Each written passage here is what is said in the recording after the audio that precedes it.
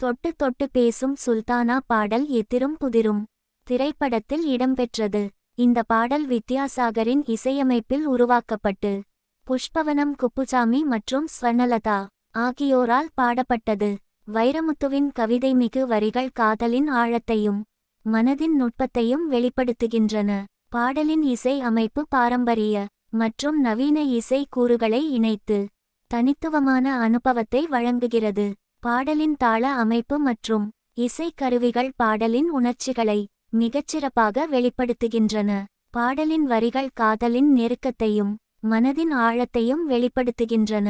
இது தமிழ் இசை ரசிகர்களின் மனதில் நிலைத்திருக்கும் பாடலாகும். பாடலின் இசை அமைப்பில் வித்யாசாகர் பாரம்பரிய மற்றும் நவீன இசை கூறுகளை இணைத்து தனித்துவமான அனுபவத்தை வழங்குகிறார். பாடலின் தாள அமைப்பு மற்றும் இசை கருவிகள் பாடலின் உணர்ச்சிகளை மிகச்சிறப்பாக வெளிப்படுத்துகின்றன.